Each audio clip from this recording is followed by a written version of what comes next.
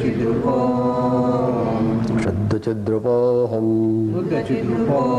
शुद्धचिद्रूपोऽहं शुद्धचिद्रूपोऽहं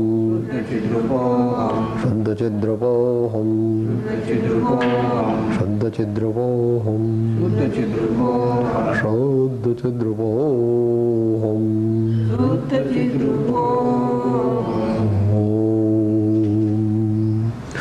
मोक्षमार्गस्य नेतारं भेत्तारं कर्मभूभृतां ज्ञातारं विश्वतत्त्वानां वन्दे तद्गुणलब्धये।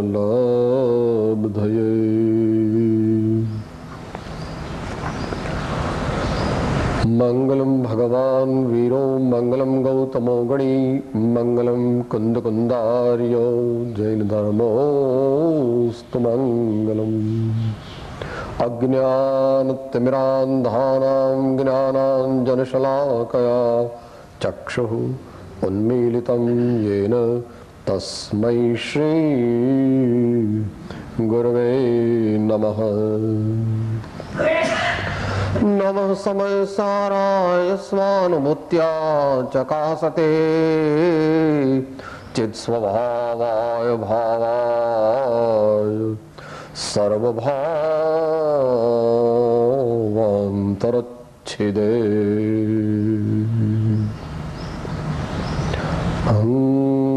मंगलमय मंगलकरं वेतरागवेगज्ञान नमोताय जाते भये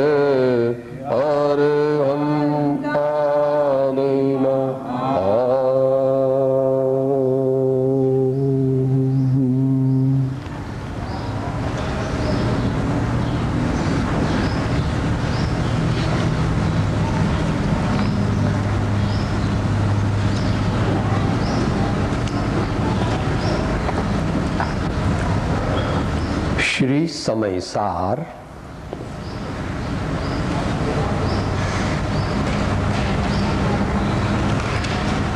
ગ્રંથ તરીકે ગણો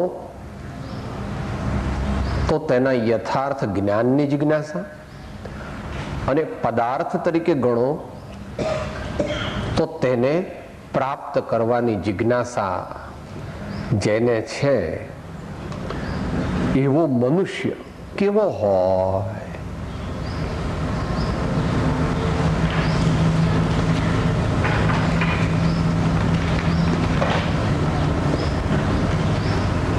કોઈ મોટા મહારાજાની દીકરી સાથે જેના લગ્ન થવાના હોય તે રાજકુંવર કેવો હોય?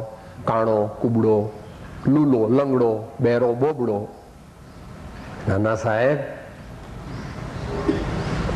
એવું કેવી રીતે હોય? થાય જ નહીં.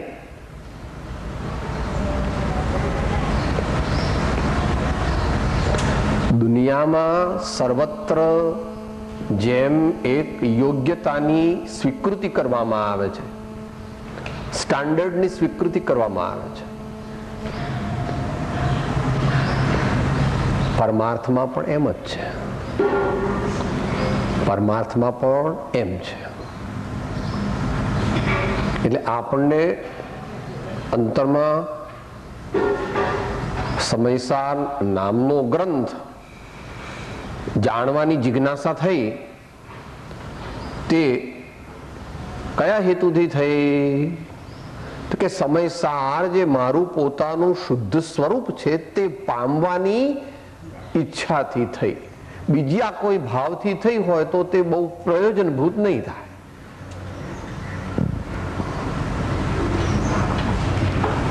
એવું છેલ્લી ગાથામાં આચાર્ય દેવે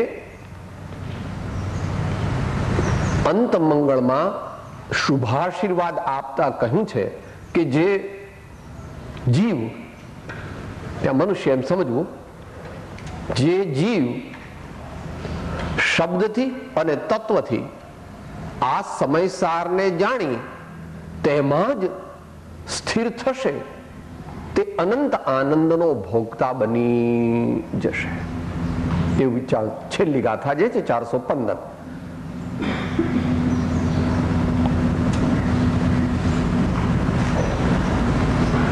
માટે અતિ વિવેક અને યથાયોગ્ય નમ્રતાથી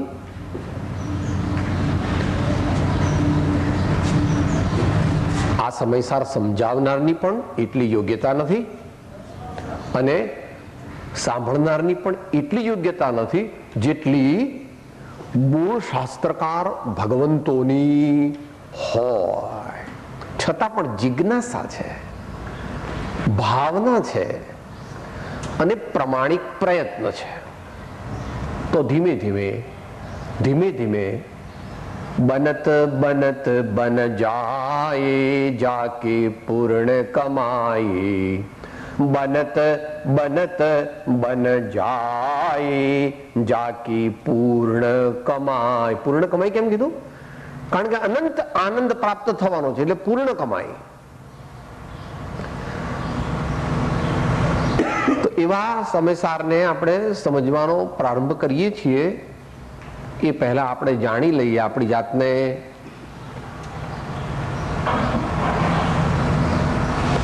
એનસીસીમાં, આર્મીમાં કે સ્કાઉટમાં માર્ચ કરાવે તો બધા ઊભા હોય સ્ટેન્ડર્ડ, પછી પહેલા શું કહે? Great attention, great attention. એમ આપણે પણ જો શુદ્ધ ચૈતન્યની પ્રાપ્તિ કરવી હોય, હજુ જિજ્ઞાસાની ભૂમિકામાં છે, વાટાઘાટ ચાલે છે, હજુ તો સંબંધની, પણ એ ભૂમિકામાં પણ સાવધાનીની જરૂર ભગવાને કહી છે. એ આપણે જ્યારે એનો પ્રારંભ કરીશું ત્યારે કહીશું. અત્યારે તો એની પૂર્વ ભૂમિકા જે છે એની સમયની મર્યાદામાં વર્તમાન કાળની અપેક્ષાએ અને આપણા બધાના જીવનની, આપણા બધાના એટલે અહીં બેઠા છે એને નહીં, આ ભારત અને આ દુનિયા એની અપેક્ષાએ અત્યારે મહાવિદેહીની વાત નથી ચાલતી, સર્વાર્થ સિદ્ધિના દેવોની કે લોકાંતિક દેવોની વાત નથી ચાલતી, અથવા ચોથા કાળમાં ભરત ચક્રવર્તી હતા, જનક રાજા હતા, ભગવાન રામ હતા, ભગવાન પાર્શ્વનાથ હતા, એની વાત નથી ચાલતી. અને વળી 1000 વર્ષ પહેલા થયેલા આચાર્યોની વાત પણ નથી ચાલતી.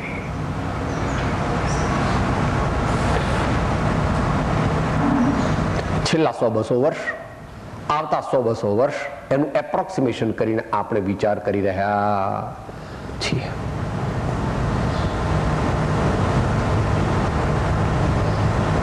તો પ્રારંભ કરીએ આપણે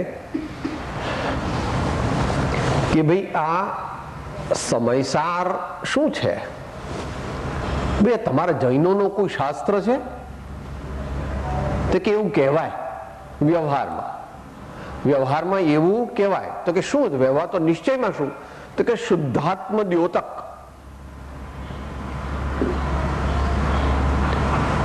દ્યોતક એટલે બતાવનાર, એના પર પ્રકાશ પાડનાર. બેટરીનું બીમ હોય ને એ દ્યોતક છે. આમ તમે દબાવો, સાહેબ જ્યાં પડે ને તો આપણે કઈ વસ્તુ ક્યાં છે બધી દેખાય. એમ આ શું છે?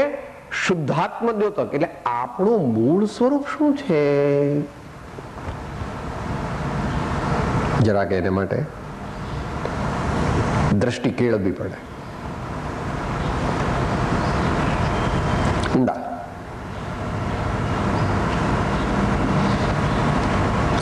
ઉપરનો બધો કચરો લાગેલો છે, એ કચરાની અંદર શું પડ્યું છે? એ કચરો બહારથી દેખાય છે, એની અંદર શું છે? એ શુદ્ધાત્મા છે. એને શુદ્ધ બુદ્ધ ચૈતન્ય ઘન સ્વયં જ્યોતિ સુખધામ અથવા અનંત દર્શન જ્ઞાન તું અવ્યાબાદ સ્વરૂપ એવું કહેવામાં આવે છે. એમ જ્ઞાનીઓ એનું સ્વરૂપ કહે છે. માટે શુદ્ધાત્મ દ્યોતક, તત્વ પ્રાપ્તિ પથ પ્રદર્શક. તત એટલે પેલો શુદ્ધાત્મા. તત કયો? તત એટલે ઓમ તત્સત બોલે છે ને ભાઈ. હા,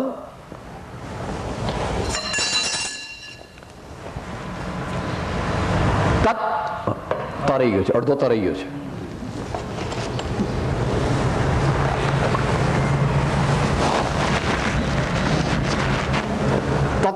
प्राप्ति, तत्प्राप्ति। को प्राप्ति? तत्प्राप्ति। कोनी प्राप्ति? आ शुद्धात्मानी प्राप्ति। तत्प्राप्ति, तेनी प्राप्ति नो जे मार्ग,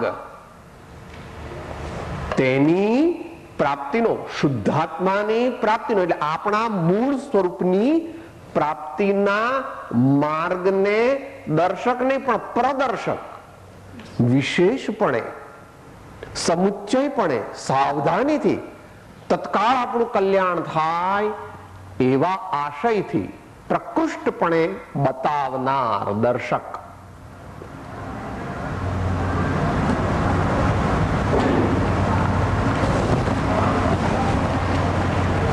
શુદ્ધાત્મ દ્યોતક, તત્ પ્રાપ્તિ, પથ પ્રદર્શક, પરમ અધ્યાત્મ શાસ્ત્ર.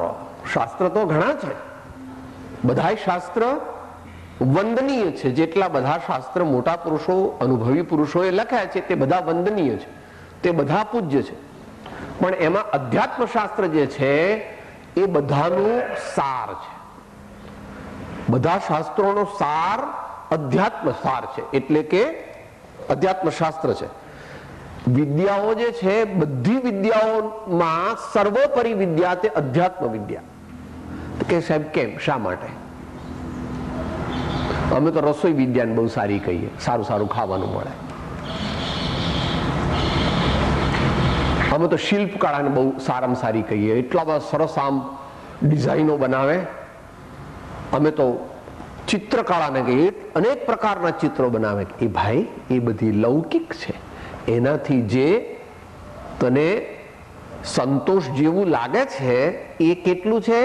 અલ્પકાલીન છે અને બંધનું કારણ છે. એટલે પરમ અધ્યાત્મ શાસ્ત્ર આ 17 છે થયું બરાબર. તો અધ્યાત્મ શાસ્ત્ર જે છે એ બધા શાસ્ત્રોનો સાર છે અને પરમ લખ્યું પાછું, કારણ કે અધ્યાત્મ શાસ્ત્રો ઘણા છે. પંચાસ્તિકાય, પ્રવચનસાર, સમાધિ શતક, ઇષ્ટોપદેશ, તત્વાનુશાસન, એવા ઘણા શાસ્ત્રો છે. અન્ય દર્શનમાં પણ એવા શાસ્ત્રો છે અમુક. પણ એ બધામાં પરમ અધ્યાત્મ શાસ્ત્ર એમ લખ્યું એટલે એ બહુ ઊંચી જગ્યાએ, સર્વોચ્ચ છે, ઊંચી જગ્યાએ છે, ઊંચી કક્ષાએ છે. હિમાલયના શિખર તો ઘણા, પણ સૌથી ઊંચું કયું? એવરેસ્ટ. એમ ઘણા અધ્યાત્મ શાસ્ત્રો, બધા વંદનીય, પૂજનીય, આપણે સ્વીકારવા યોગ્ય. પણ આ જે છે એ વિશેષ, ધી સ્પિરિચ્યુઅલ સ્ક્રિપ્ચર.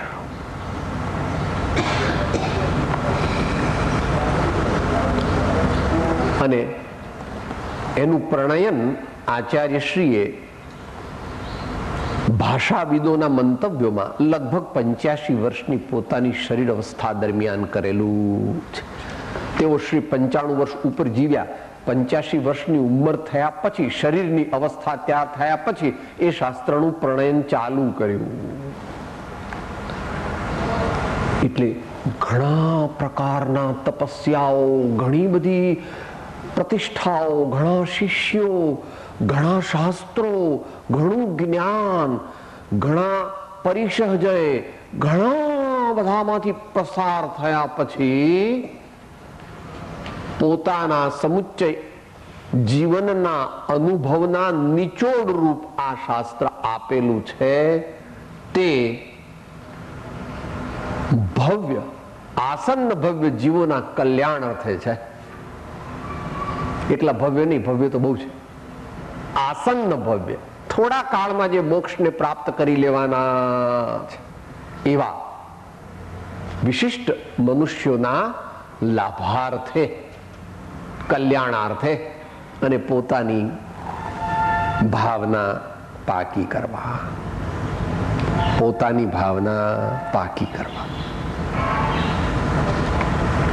પોતે પણ સાધક છે. આચાર્ય કહે છે હું મુમુક્ષુ છું. આ દુનિયાની ભાષામાં મુમુક્ષુ નહીં, હજુ પૂર્ણ મુક્તિ થઈ નથી એટલે મુમુક્ષુ છું. બાકી મારે ને મોક્ષને હવે છેટું, છેલ્લી છલંગ હજુ બાકી, છેલ્લી છલંગ મારવાની બાકી છે. એ પ્રમાણે શુદ્ધાત્મ દ્યોતક તત્પ્રાપ્તિ પથ પ્રદર્શક પરમ અધ્યાત્મ શાસ્ત્ર. ભાઈશ્રીએ કહ્યું કે કાળની અપેક્ષાએ પણ ભૂલ ન કરવી, તો એ પ્રમાણે આપણે લખી નાખવું. આજે કઈ જાન્યુઆરી મહિનો 17મી તારીખ છે. હા, તો 17 આ એક જ છે, 17 એક જ લખ્યું છે. આ 17 અહીંયા જોઈએ તો એ આપણે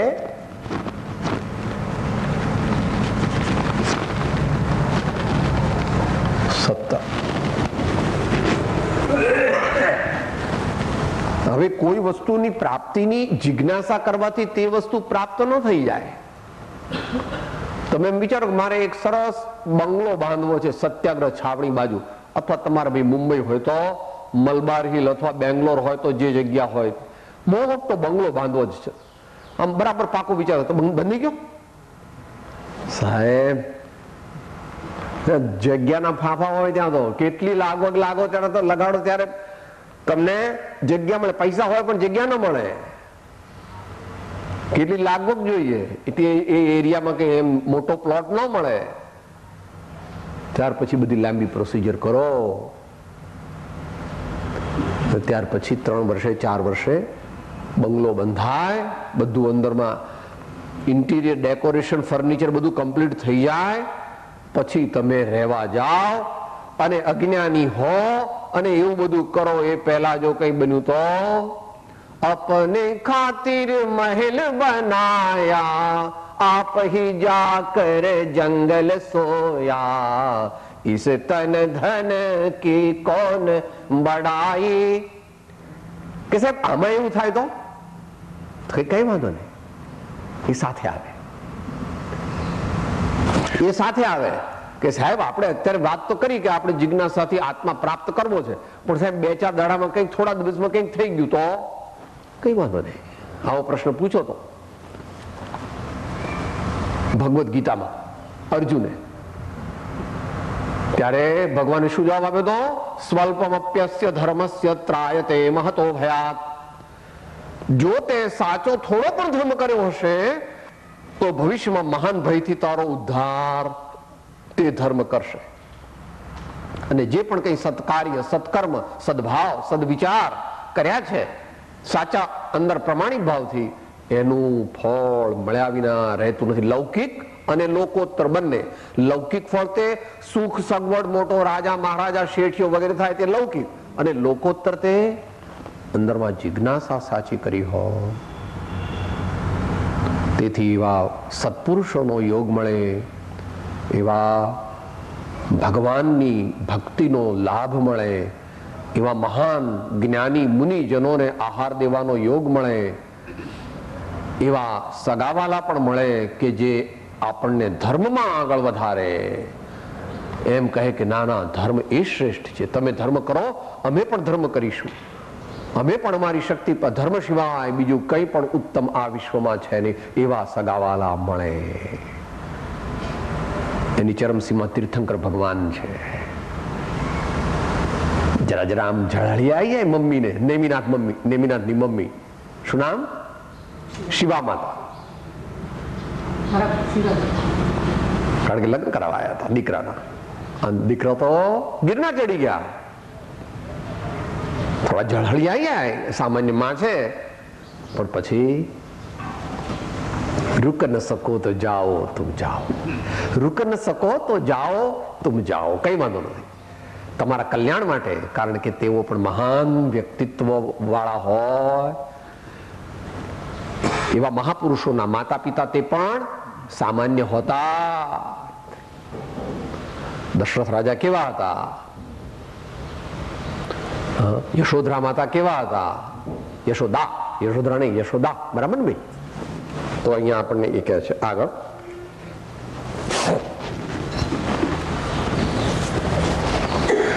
એટલે એનું નામ શ્રી સમયસાર. શ્રી એ મંગળવાચક છે.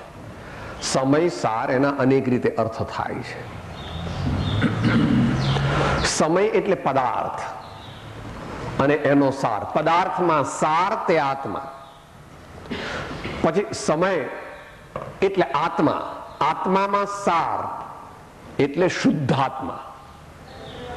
પછી સમય એટલે આગમ, તો આગમનો સાર, બધા શાસ્ત્રોનો સાર, એમ આગમ સાર પણ લઈ લેવો. અને સમય સાર, સમય એટલે કાળ. આ વાંચીને તું તારા કાળનો એટલે પળ પળનો સદુપયોગ કરજે. આ વાંચીને, આ વિચારીને, આ સમજીને એક એક પળનો ઉપયોગ તું કરજે.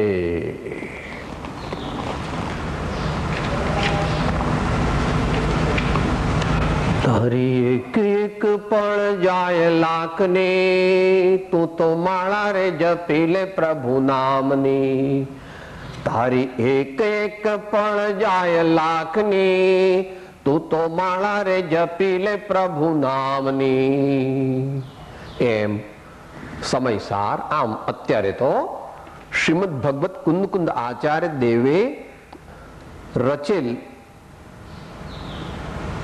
આત્મખ્યાતિ ટીકા અનુસાર 415 ગાથા પ્રમાણ જે શાસ્ત્ર, તેને અત્યારે અહીં સમયસાર એવા નામથી કહેવામાં આવે છે. તો આ જેને પ્રાપ્ત કરવો છે તેને માટેની આ 4 શરત છે. 1, 2, 3 અને 4. આ 4 શરત ફૂલફિલ ન થાય તો સમયસાર વાંચ્યા, વિચાર્યા કે અન્યને સમજાવ્યાનું ફળ મોક્ષ પ્રત્યયી નથી. મોક્ષ પ્રત્યયી નથી. અહીંયા આપણે અત્યારે મધ્યમ વિસ્તારથી લઈશું. થોડુંક છેલ્લા 2-4 મિનિટમાં ન્યાય પણ સમજવો જોઈએ. ન્યાય સમજ્યા વિના સમયસાર સમજાય નહીં. કારણ કે ત્યાં સૂક્ષ્મ કથન છે. ન્યાયનો સાદો અર્થ એટલો, સત્યનું અનુસરણ નિષ્પક્ષપણે. ન્યાય શાસ્ત્રમાં તો બહુ સત્યનું અનુસરણ નિષ્પક્ષપણે. અને અહીંયા ન્યાય અધ્યાત્મના સાધનાના અર્થમાં વાપર્યો છે. એટલે સત્યનું અનુસરણ નિષ્પક્ષપણે આત્મશુદ્ધિ અર્થે. આત્મશુદ્ધિ અર્થે. કારણ કે મોક્ષ કહ્યો નિજ શુદ્ધતા. એટલે 4 શબ્દ યાદ રાખો. સત્યનું અનુસરણ નિષ્પક્ષપણે આત્મશુદ્ધિ અર્થે. એ અધ્યાત્મ ન્યાય. પણ એને થોડુંક એનું બેકગ્રાઉન્ડ થોડુંક હોય તો ચાલે. ડિટેલ અનિવાર્ય નથી. જે સત્પુરુષોએ કીધું એનામાં વિશ્વાસ રાખ તો તારું કામ થઈ જશે. પણ તને વિશ્વાસ ના આવતો હોય તો એમની પાસે જઈને કહે કે સાહેબ મને આ સમજાતું નથી, તો મને વિશેષ સમજાવો. પણ એ સમજવાની તારી અત્યારે એટલી યોગ્યતા છે કે નહીં, ક્ષયોપક્ષમ છે કે નહીં, એ નક્કી ગુરુ કરી આપશે તને. કારણ કે જીવની બુદ્ધિ જ્યાં ન પહોંચે ત્યાં તેણે સત્પુરુષમાં વિશ્વાસ રાખવો જોઈએ. આપણે માનો વિશ્વાસ કેટલો રાખીએ છીએ? નહીં તો કશું ન થાય, મોટા જ ન થઈ શકીએ. તો અહીંયા શું કહે છે? આમાં શું છે?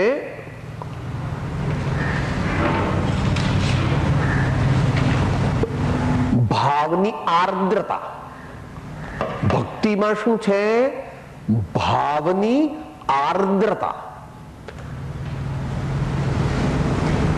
એનું એવું સ્વરૂપ હૃદયનું કે જેથી પેલા છોકરાઓ કોચમડી રમે ને ચોમાસામાં, તો આમ કરીને નાખે ને તો આમ કરીને આમ ઉભી રહે. કેમ? સાહેબ પેલો વરસાદ પડ્યો ને એટલે જમીન પોચી થઈ ગઈ હોય ને એટલે આમ ફટ દઈને ઉભી રહે સાહેબ, આમ ઉભી રહે, બોલો, નહીતર તો પડી જાય, પણ કોચમડી આમ ફટ અંદર જતી રહે. એવું આપણું હૃદય થાય એ પહેલી. બીજું, નિર્મળ, નિર્મળ હૃદય હોવું જોઈએ.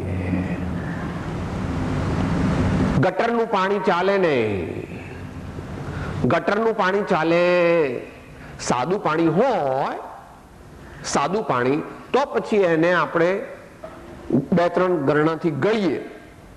બાકી પેલું ફટકડી નાખીએ તો એ બધું ગટરનું પાણી પીવા લાયક ક્યારે થાય? બહુ વાર લાગે. ગટરનું પાણી જેની પાસે છે એને સમયસારનો અધિકાર નથી. ગટરનું પાણી એના જેવા જેના ભાવ હોય એને સમયસારનો ધર્મનો અધિકાર છે, સમયસારનો અધિકાર નથી. કારણ કે ફટકડી નાખે અને ફટકડી નાખે, 2-4 વાર ફટકડી નાખે, પછી પાછું એને 2-4 ગરણાથી ગાળે અને ત્યાર પછી એને ઉકાળે, વળી પાછું છેલ્લા ગરણાથી ગાળે. એમાં તો એનું જીવન પૂરું થઈ જાય, એમાં તો એનું જીવન પૂરું થઈ જાય. માટે અહીંયા હૃદયની નિર્મળતા, અહીંયા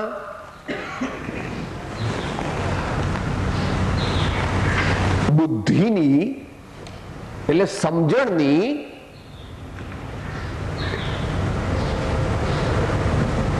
એટલી તીક્ષ્ણતા અથવા કે જેથી એ સત્યને ગ્રહણ કરી શકે, સત્યને ગ્રહણ કરી શકે. અંગ્રેજીમાં એને કહે છે ગ્રાસ્પિંગ કેપેસિટી. Grasping capacity. શાસ્ત્ર ભાષામાં એને કહે છે ક્ષયોપશમ લબ્ધિ. ક્ષયોપલબ્ધિ, ક્ષયોપશમ જ્ઞાનની વાત નથી ચાલતી. ક્ષયોપશમ લબ્ધિ મનુષ્યને યોગ્ય. આમ તો ક્ષયોપશમ લબ્ધિ કોઈ પણ પંચેન્દ્રિય સંજ્ઞીને પ્રાપ્ત થાય, શાસ્ત્ર એવું કહે છે. એ અપેક્ષાએ અહીંયા વાત નથી ચાલતી. અત્યારે અહીંયા સત્પુરુષની વાતનો સ્વીકાર કરીને પોતાના મગજમાં પણ એ વસ્તુ નાખવા અને રાખવા એની તૈયારી હોવી. અને આ જે છે એ શાંતપણું. શાંતપણું.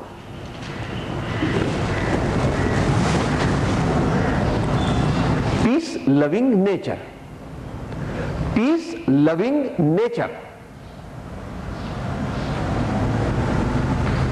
જેનું વ્યક્તિત્વ ટાઢું, જેનું વ્યક્તિત્વ શીતળ, જેનું વ્યક્તિત્વ શાંત, તેવો જીવ એને જલ્દીથી પ્રાપ્ત કરી શકે. હવે એક એકની ટૂંકી વિચારણા મુખ્ય તો પ્રાયોગિક દ્રષ્ટિથી, મુખ્ય તો પ્રાયોગિક દ્રષ્ટિથી કે સાહેબ આ ભક્તિ એટલે શું? એટલે વાત થઈ ગઈ એની આગળ કે ભાઈ હૃદયની આર્દ્રતા. હૃદય કહેતા આપણી સાચી જાત. આમ ગણીએ તો હૃદય એટલે ભાવ. ભાવ. આપણે આપણી સાચી જાત પ્રત્યે જતા જ નથી કોઈ વાર. ભાવ.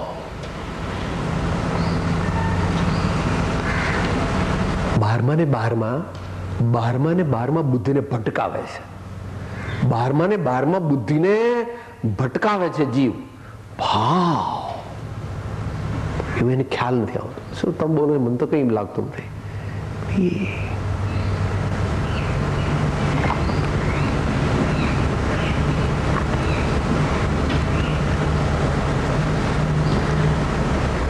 ભાવ કહીએ જેના માધ્યમથી તને ફીલિંગ થાય છે, એ ભાવ. જેના માધ્યમથી તને ફીલિંગ થાય છે.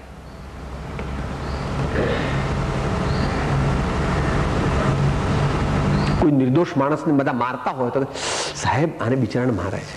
ભાવ. ભાવ. કોઈ મહાન સંત, ધર્માત્મા, ભગવાનની ભક્તિ કરતા હોય તો એ દેખીને તારા હૃદયની અંદર એક પ્રકારની જે ફિલિંગ થાય છે અથવા થઈ શકવા યોગ્ય છે, થાય છે કે નહીં એ તો તારે જોવાનું, પણ થઈ શકવા યોગ્ય છે એનું નામ ભાવ. આપણે એનું થોડું વર્ણન ભક્તિ પારાયણની અંદર કરીએ. બરાબર ભાઈ? આમાં બધાને ચારે ચારને મિક્સ કરી નાખ્યા છે. આ ચાર જે છે એ ચારે ચારને મિક્સ કર્યા છે. 2 3 4 એના કવિત્વ ચોપાઈ રૂપ છે, વાંચીએ કે સાહેબ આ ભક્તિ એટલે શું, એની મને શી ખબર પડે.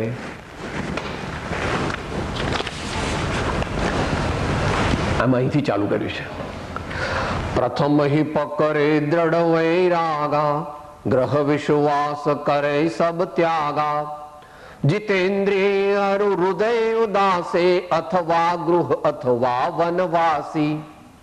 ગૃહસ્થ પણ હોય અને વનવાસી પણ હોય. માયા મોહ કરે નહીં કાહુ, રહે સબન સો બે પરવાહુ. અહીંયા આવશે રહે સબન સો બે, આ નીકળી ગયું છે, બે પરવાહુ અંદર જતું રહ્યું છે ને. કનક કામિની છાંડે સંગા, આશા તૃષ્ણા ધરે ન અંગા. આવશે બધું. અહીંયા જે ભાવ કહેવો છે એ આ છે. મગન હોય નાચય અરુ ગાવે, ગદ ગદ રોમાંચિત હોય આવે, સેવક ભાવ કદી નહીં છોરે, દિન દિન પ્રીતિ અધિકી જોરે.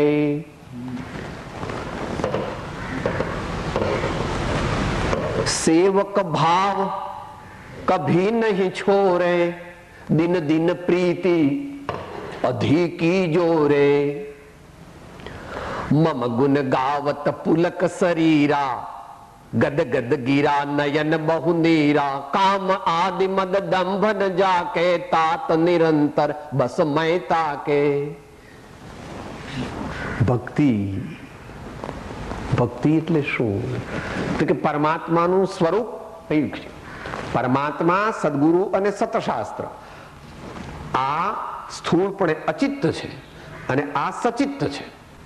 સચિત્તમાં અત્યારે તો આ બંને અચિત્ત છે, આ પણ અચિત્ત છે ને આ પણ અચિત્ત છે. અહીંયા અત્યારે પરમાત્મા સાક્ષાત વિરાજમાન નથી વિતરાગ દર્શનની અપેક્ષાએ. આ પણ અચિત્ત છે, આ પણ અચિત્ત છે, પણ આ સચિત્ત ક્યાંક ક્યાંક પ્રાપ્ત થઈ શકે. આવા આ 3 તત્વ જે છે એ 3 તત્વ એ દ્વારા આપણને પરમ ધર્મની પ્રાપ્તિ થાય, એમના માધ્યમથી, એમના નિમિત્તથી. તો એ કેવી રીતે? એ કહે છે તેમની સાચી ઓળખાણ કરવી. સાચીનો મુખ્ય અર્થ છે અંતરંગ, અને પછી સાચીનો બીજો અર્થ છે સમુચ્ચય. સાચી એટલે અંતરંગ. કેરી ખાઓ તો તમે છાલ ખાઓ, તો ગોટલો ખાઓ, સાહેબ તમે ખાઓ, હું તો રસ ખાઉં, અંદર હું તો છાલ ન ખાઉં, ગોટલો ન ખાઉં. કેરી ખાવ એમ કીધું તો એવું ક્યાં કીધું હતું કે કેરીનો ગર્ભ ખાવ એવું કીધું હતું? પણ કેરી ખાવ એમ કીધું. તો અંતરંગ એટલે સાચી ઓળખાણ, એટલે મતાર્થીના લક્ષણમાં જે કહ્યું તે સમજી લેવું. બહારનું જોવું નહીં, બહારનું કાઢી નાખવું, બહારનું ગૌણ કરવું. અને તેમનો નિશ્ચય અને આશ્રય કરીને, નિશ્ચયમાં જ્ઞાન ગુણની મુખ્યતા છે અને આશ્રયમાં ચારિત્ર ગુણની મુખ્યતા છે. નિશ્ચયમાં જ્ઞાન શ્રદ્ધા ગુણની મુખ્યતા છે. ત્યાં આગળ લીધું નથી, ત્યાં મને લાગે સૂત્રમાં એક જ લીધો છે, પણ એ આખું જે સૂત્ર છે પુરુષાર્થ સિદ્ધિ ઉપાયનો જ્ઞાનની ત્યાં પાછળ આત્મ પરિજ્ઞાનમ ઇષ્યતે બોધ એ વાળી ગાથા જે છે એ ગાથા આખી વાંચવી, એમાં વિનિશ્ચય એ આચાર્ય દેવે શ્રદ્ધા માટે લીધું છે, અને અહીંયા પરિજ્ઞાનમ તે જ્ઞાન માટે લીધું. અહીંયા બંનેનો ભેગો અર્થ છે. નિશ્ચય એટલે જ્ઞાન અને શ્રદ્ધા, બોધ અને શ્રદ્ધા અને આશ્રય એટલે પાક્કું કરવું, તે સ્થિર થવું, તે ડામાડોળ નહીં, ચળ વિચળ નહીં. તેમની શ્રવણ કીર્તન ચિંતન વંદન સેવન ધ્યાન લઘુતા સમતા એકતા રૂપ ભક્તિ દ્વારા. કે આટલું બધું કેમ કીધું? તો કે જીવોના સંસ્કાર જુદા જુદા છે, જીવોના સંસ્કાર જુદા જુદા છે, અને જીવોની સાધક જીવોની શ્રેણી પણ જુદી જુદી છે. એમાંથી કોઈ પણ હોય તો વાંધો નહીં, કારણ કે આખરે બધું આવવાનું છે એકમાં. આ બધું કરીને આવવાનું છે એકમાં, પણ પ્રારંભિક ભૂમિકામાં બધી વેરાયટી હોય છે. તો આ પ્રકારની જે નિશ્ચય અને આશ્રય કરીને તેમની નવધા ભક્તિ દ્વારા પોતાના અહમ ભાવનો નાશ કરી પરમ વિનયને પ્રાપ્ત કરવો. તો ભક્તિ શા માટે? કે પોતાના કલ્યાણ માટે.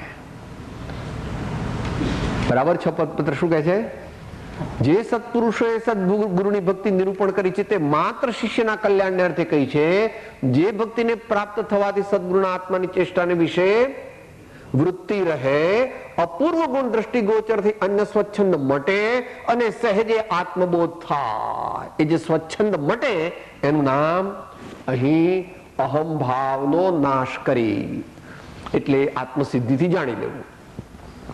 માનાદિક શત્રુ મહાનિજ છંદે નમરા અને સ્વચ્છંદ મત આગ્રહ ત્યજી વર્તે સદગુરુ લક્ષ વગેરેથી એનો નિશ્ચય કરવો.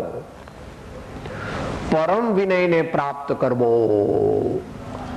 આત્મજ્ઞાન પ્રાપ્ત થતા પહેલા આ ગુણની શ્રીમદ રાજચંદ્ર કૃપાળુ દેવે 254 આવશ્યકતા ગણી. 254 વાંચીએ છે ને, 3 વસ્તુ આવે છે ને.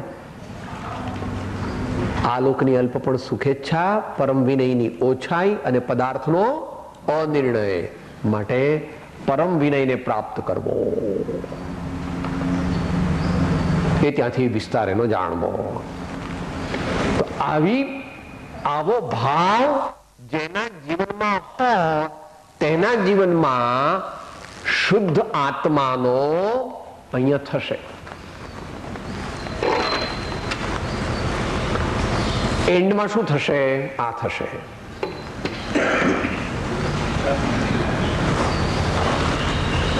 તો પહેલો ભાગ પૂરો થઈ ગયો, ભક્તિ. આવી ભક્તિ જેનામાં હોય તે જીવને આત્મજ્ઞાન શુદ્ધાત્માની પ્રાપ્તિ થાય. એને સમયસારનો સાચી એની સમજણ અને અનુભવ થઈ શકે. બહારમાં એને આવડવું જોઈએ એવું કઈ નથી, એને ગાતા ન પણ આવડે એમને. આ તો ભાવની વાત છે કે સાહેબ આ હોય તો મને આત્મજ્ઞાન થાય, ન થાય. કે એનું આગમ પ્રમાણ શું? તો કે જ્યારે આત્મજ્ઞાન તેને જ થાય જેના 8 મદ નાશ પામે. 8 પ્રકારના અહંકાર હોય ત્યાં સુધી આત્મજ્ઞાન થાય. અને 6 પદનો પત્ર શા માટે લખ્યો? અનાદિકાળથી ઉત્પન્ન થયેલો એવો જીવનો અહમ ભાવ મમત્વ ભાવ તે નિવૃત્ત થવાને અર્થે આ 6 પદની જ્ઞાની પુરુષોએ દેશના પ્રકાશી માટે આવી ભક્તિ આપણા વ્યક્તિત્વમાં વણાઈ જાય એવો અભિગમ જીવનનો લાવવો, કરવો.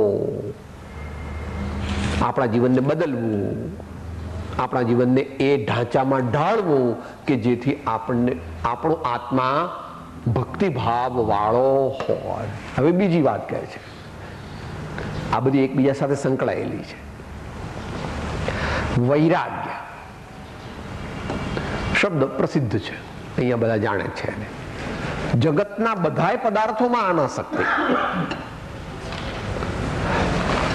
બધાય પદાર્થ જે છે એ ગુરુગમથી જાણવા. તમારે વધારે લોજિકલ થવું હોય તો પછી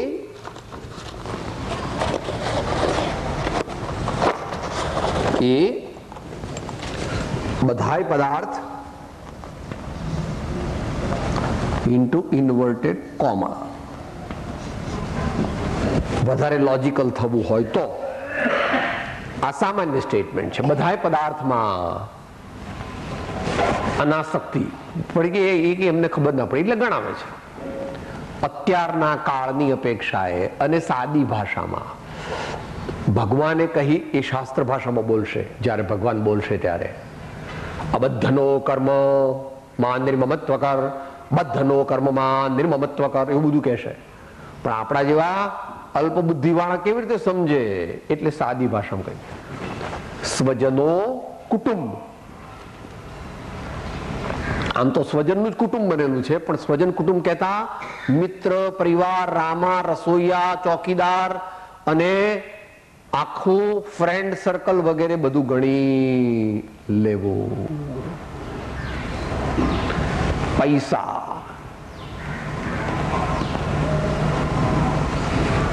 જેની વધારે મમતાથી જીવ નિયમથી નરકમાં જાય એવું મહાવીર ભગવાન કહે છે. જેને ઘણા પરિગ્રહની મમતા હોય અને જેને ઘણો અશુભારંભ કરે તો એ જીવ નિયમથી નરકમાં જાય એવું સર્વજ્ઞ ભગવાને જોયું, જાણ્યું છે. અને કૃપાળુદેવે તે 506 અંતમાં ઠાણાંગ સૂત્રના 17 વાર એની એ વાત કહી છે, તે અવતરિત કરી છે. ભાઈ અભ્યાસીને પૂછજો.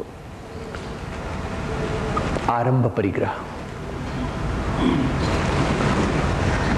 બંગલા મોટર એટલે અત્યારે દુનિયામાં વર્ક શેનો છે? તો અત્યારે એવું છે, આ જમાનામાં એવું બધું કહેવાય. પહેલા રાજમહેલ એવું કહેતા, પછી હાથી ઘોડા એવું બધું કહેતા. આટલી ગાયો અમારે ત્યાં છે એવું કહેતા. આટલી કોઠી જાર છે એવું કહેતા પહેલાના જમાનામાં. અત્યારની ભાષામાં આવું બધું કહે. આ પૈસા કહેતા પૈસાથી ઉત્પન્ન એવા બીજા બધી વસ્તુઓ ગણી લેવી, અને બંગલા કહેતા અંદર ફ્લેટ ને જમીન ને ફાર્મ હાઉસ ને બધું ગણી લેવું. શરીર, હવે શરીર પર નજીકનું પરદ્રવ્ય, નજીકનું પરદ્રવ્ય એ શરીર છે. ને શરીર જે છે એની સાથે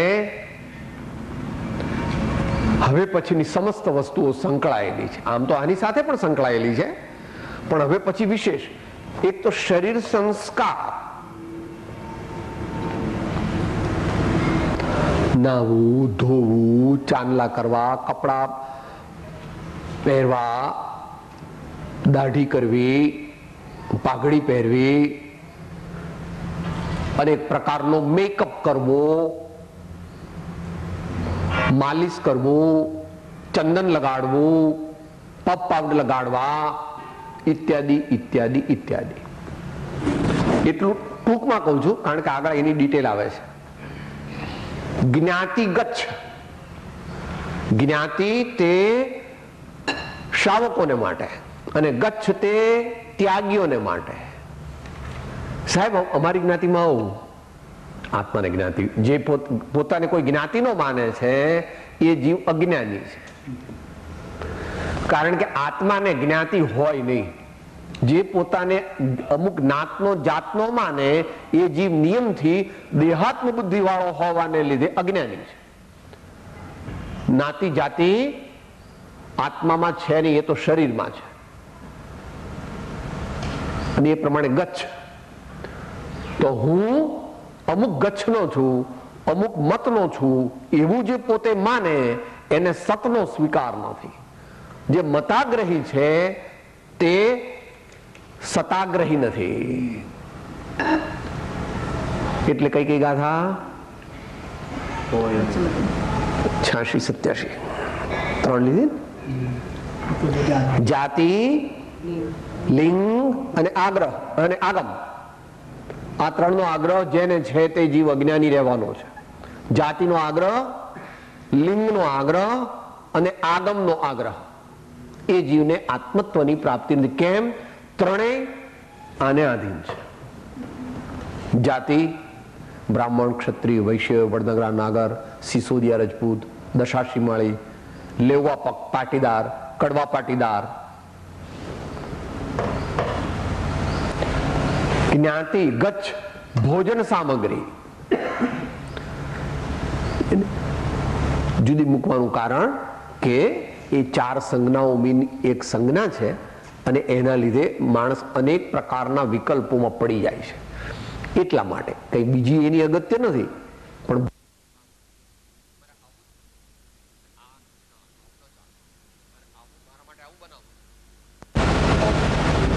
એવું મુમુક્ષુ બહુ કરવાનું માંદગી હોય ત્યારે કે ભાઈ મને કે હલકું બનાવજો, બીજું કે બનાવશો તો હું નહીં લઉં, કઈ એકલો ચાનો કપ પી લઈશ, ઉકાળો પી લઈશ.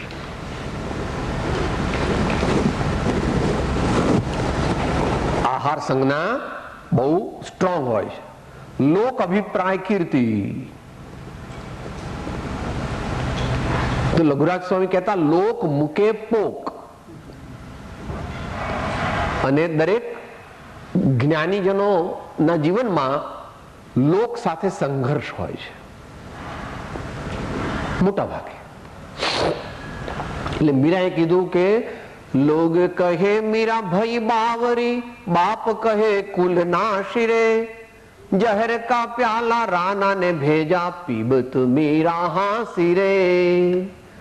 એ પ્રમાણે નરસિંહ મહેતા પણ કહે છે, જે વારે વળી તે વારે તમે કહો છો રે વળી તે વારે. લઘુરાજ સ્વામીને પણ એમના જે એમનો સંપ્રદાય હતો એની બહાર મૂકી દીધા.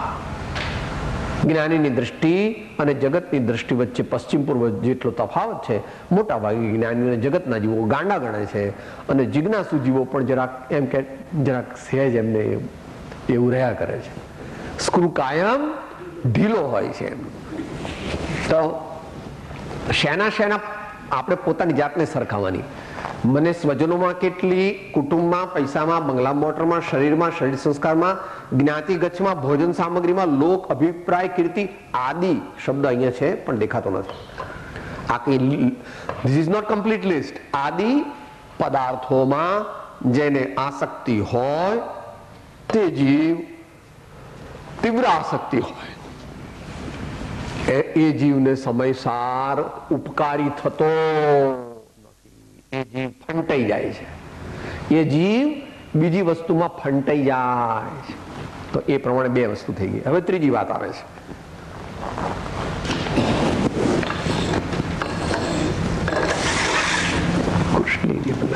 બેસવા માટે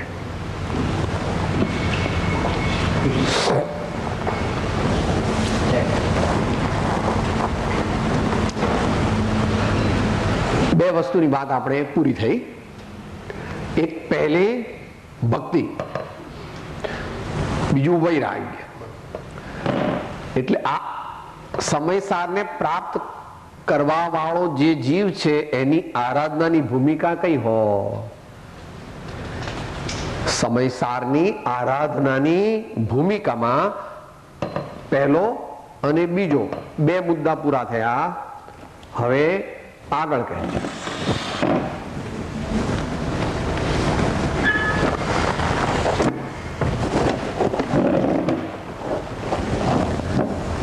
ત્રીજી વસ્તુ પણ જરૂરી છે, વિવેક જ્ઞાન. આમ તો બંનેનો અર્થ એક થાય છે, પણ જ્ઞાન તે સામાન્ય અર્થમાં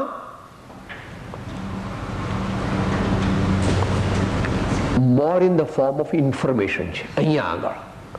પણ વિવેક જે છે એ કયા અર્થમાં છે? સાચી વસ્તુ, સારી વસ્તુ, ઉત્તમ વસ્તુ, જરૂરી વસ્તુને જે પકડી શકે, જે અંદરમાં ક્ષીર નિર્ન્યાય કહે છે. આમ તો વ્યવહારમાં તો છે, તમે ઘઉં વીણો પછી કોઈ કઈ કાઢી શકે? સાહેબ આટલું કસ્તર ન નીકળે, મેં ઘઉં વીણ્યા હોય તો. કાંકરો મોટો નાનો તો શું, આટલું કસ્તર પણ નીકળે નહીં. એના પપ્પા બહુ આમ પર્ટિક્યુલર છે. જોવે કોક વાર કે ઉભા રહો તો ભાઈ ઘઉં કેમ આ પ્રમાણે કેમ છે, આવું કેમ કસ્તર કેમ રહી ગયા છે? હા બરાબર. ત્યાં તો વિવેક તો કે એમાં શું તો કે આમાં કઈ બહુ શાસ્ત્રો જાણે એવી જરૂર નથી. જડ અને ચેતન,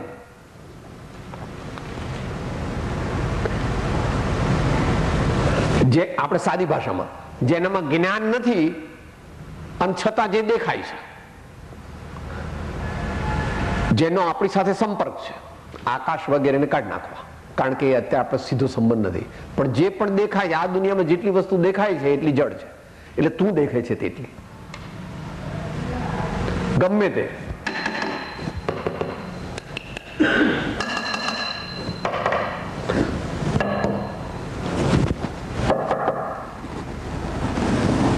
मिट्टी उठाव અને मिट्टी बिछाव અને मिट्टी का है खिलौना, मिट्टी से मिट्टी मिल गई तो ऊपर चले सब लोग. જેટલું દેખાય છે તેટલું બધું માટી છે. માટી કહેતા અચેતન, અચેતન કહેતા જડ પૂદગલ, જેનામાં જ્ઞાન પણ નથી અને આનંદ પણ નથી. જડ વસ્તુમાં જ્ઞાન ન હોય, જડ વસ્તુમાં આનંદ નથી. એનાથી ઊંધો જે છે એ ચેતન, જેનામાં જ્ઞાન અને આનંદ રહેલા છે, જેનો સ્વભાવ જ્ઞાન અને આનંદ છે, એનું નામ ચેતન. બસ એનું પછી આગળ લઈ લીધું. એ આ દેહની કોરોલરી છે. જડ, દેહ તે જડ છે, ચેતન તે આપણે છે. અથવા દેહ જે છે એના અર્થે મુખ્ય પાપ થાય છે અને ચેતનની ભૂમિકામાં આવવું હોય તો પુણ્ય વધારવાની જરૂર પડે છે. અવ્રત, અસંયમ, વ્યસનો એ વગેરેમાં પ્રવૃત્તિ હોય તેવા જીવને સમયસારની ઉપલબ્ધિ થતી નથી.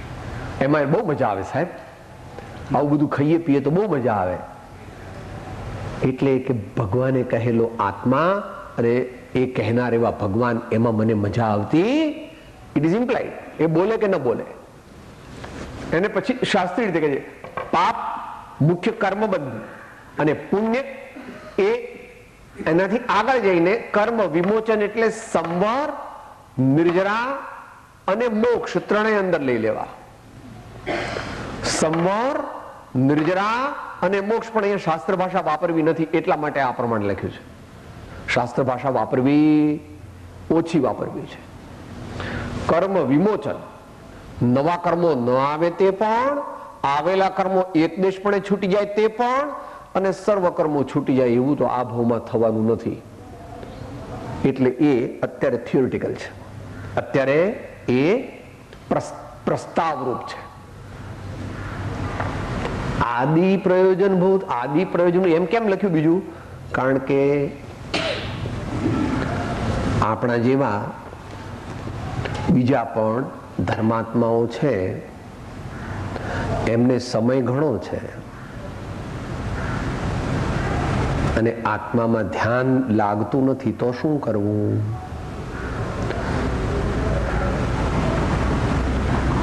આત્માનું જ ચિંતન, આત્મામાં જ સ્થિરતા તે શ્રેષ્ઠ છે, પણ એ થતી નથી, કરી શકાતી નથી, તો શું કરવું?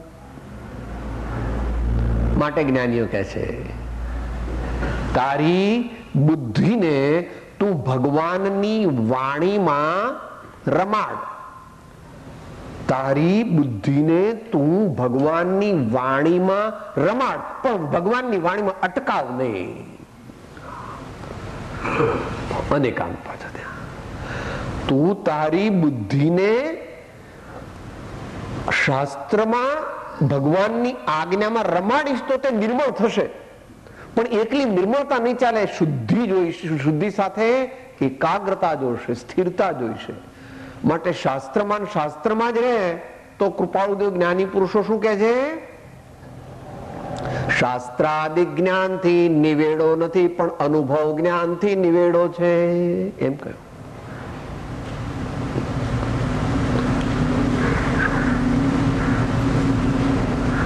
શાસ્ત્રથી આગળ જવાનું છે, શાસ્ત્રથી આગળ જવાનું છે. એને માટે પદ્મનંદી આગળ આદિ આચાર્ય બહુ કડક શબ્દો વાપર્યા છે. અત્યારે એ પ્રયોજન નથી. આપણે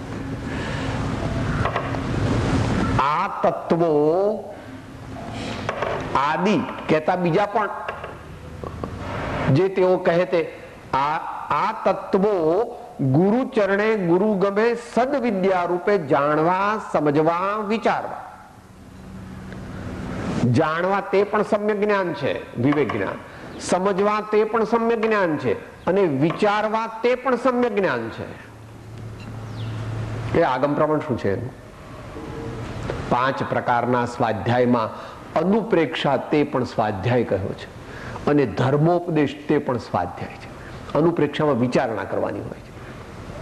અનુપ્રેક્ષા વારંવાર વિચાર કરવા, એ સ્વાધ્યાય કહ્યો છે. સ્વાધ્યાય એટલે ચોપડી વાંચીએ સ્વાધ્યાય એમ નથી, એ તો ગૌણ સ્વાધ્યાય છે, એ તો સ્થૂળ સ્વાધ્યાય છે. પણ એની અંદર જવાનું છે આગળ. ત્યારે શું કે છે? ગુરુ ચરણે ગુરુ ગમે સદવિદ્યા રૂપે જાણવા. જાણીને પછી સા વિદ્યા યા વિમુક્તયે, સા વિદ્યા યા વિમુક્તયે, જેનાથી આત્મા છૂટે, જેનાથી આત્માના કર્મો તૂટે, જેનાથી આત્માના વિકારો ઘટે મટે, જેનાથી આપણા દોષો વિલય પામે, એ સદવિદ્યા. માટે એ ત્રીજી વાત ટૂંકમાં પૂરી થઈ. એનું નામ છે વિવેક જ્ઞાન.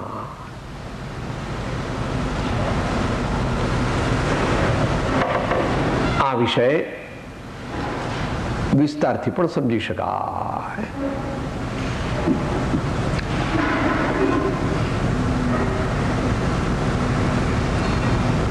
એ બે વચ્ચેની કડી છે. જ્ઞાન જે છે ને, જ્ઞાન એ બહુ અગત્યનું છે.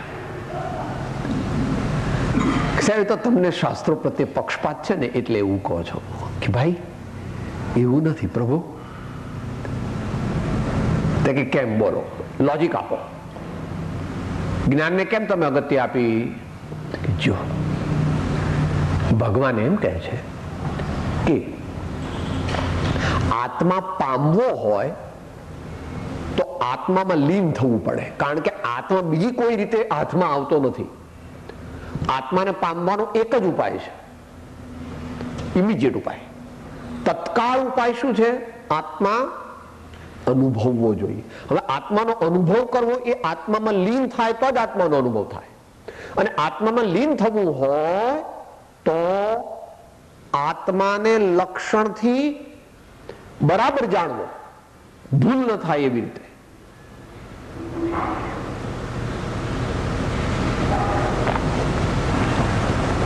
જો હમણાં વાત થઈ ગઈ, ઘઉં વીણવા બેઠા, પણ પેલા છોકરાને ખબર નહોતી ને, એ આપણને જોઈને એ પણ ઘઉં વીણવા બેસી ગયો, તો એને કાંકરાએ કાઢ્યા, થોડા ઘઉં પણ કાઢી નાખ્યા. કે મમ્મી કંઈક વીણે છે, આવું આવું કંઈક વીણે, હું આમ કરીને આમ કરું, હું આમ કરીને આમ કરું, એટલે મેં વીણ્યા કહેવાય. અરે કે વીણ્યા ન કહેવાય. આ એકલા કાંકરા જ કાઢવાના ને એકલું કસ્તર જ કાઢવાનું. થોડા ત્યાં તો આમાં ઘઉંના દાણા 10-20 કાઢ્યા. તો એમ નહીં. એમ આત્મા જે છે એને આત્માનું અસાધારણ લક્ષણ, આત્માને પકડવા માટેનું ધી ઇન્સ્ટ્રુમેન્ટ એ જ્ઞાન છે. જ્યાં જ્યાં જ્ઞાન ત્યાં ત્યાં આત્મા, જ્યાં જ્યાં આત્મા ત્યાં ત્યાં જ્ઞાન. પછી બધી રીતે લગાડી દેવું. જ્યાં જ્યાં જ્ઞાન ત્યાં ત્યાં આત્મા, જ્યાં જ્યાં આત્મા ત્યાં ત્યાં જ્ઞાન. આ સિદ્ધાંતની અપેક્ષા. નિગોદમાં પણ જ્ઞાન, પણ જ્ઞાન ગુણ, એ તો મહાઅજ્ઞાની છે. નિગોદમાં પણ જ્ઞાન, પણ જ્ઞાન છે. અજ્ઞાન એટલે જ્ઞાનનો અભાવ થતો.